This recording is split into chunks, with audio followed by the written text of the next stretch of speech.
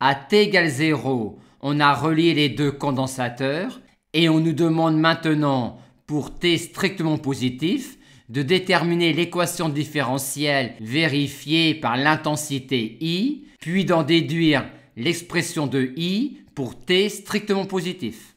On va commencer par écrire la loi des mailles dans cette unique maille, puis écrire le lien entre I et UC et I et UC'.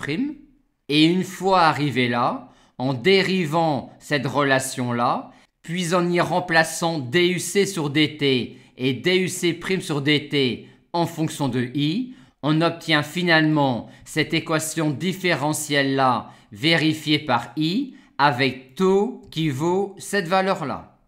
Notons que l'on aurait pu l'écrire tout de suite en utilisant l'association en série de deux condensateurs et l'équation différentielle classique sur l'intensité I quand il y a décharge d'un condensateur dans une résistance. On reconnaît d'ailleurs ici la capacité équivalente correspondant à l'association en série de deux condensateurs de capacité C et C'.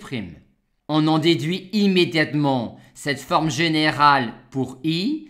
Reste maintenant à déterminer la valeur de I en 0+, pour connaître la valeur de lambda. Que sait-on au niveau des conditions initiales? On sait qu'en 0-, Q valait Q0 et Q', Q'0. On en déduit alors les valeurs de UC et de UC' en 0- et donc également en 0+, vu la continuité d'une tension aux bornes d'un condensateur. Reste maintenant à relier I0+ à ces valeurs-là, ce qui est immédiat en évaluant cette relation-là en 0+, ce qui nous donne finalement cette valeur-là pour I en 0+. On nous demande alors d'en déduire l'évolution de Q et Q' au cours du temps. Q et Q' sont ainsi reliés à I. Q' est donc une primitive de I. On a donc cette forme-là pour Q' pour t strictement positif.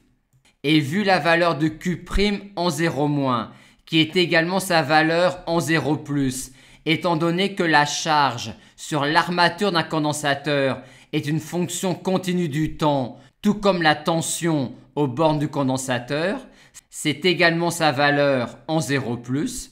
On en déduit alors finalement l'expression complète de Q' pour t strictement positif. Bien noter comment on a rapidement obtenu cette expression-là de Q' à partir de sa forme générale et de sa valeur initiale en 0+. Et pour cela, on avait droit ici d'ajouter une constante. On a commencé par prendre une constante qui mettait Q' à 0 en 0+, puis ceci étant fait, on a ajouté Q'0. Et on procède exactement de même pour avoir celle de Q pour t strictement positif, en notant bien que cette fois-ci, Q est une primitive de -I.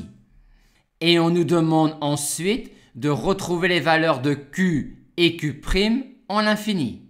La valeur de Q en l'infini est moins taux I0+ plus Q0 et celle de Q' est taux I0+ plus Q'0. Ce qui nous donne, vu la valeur de taux et de I0+, les valeurs que l'on avait trouvées précédemment pour Q et Q' en l'infini.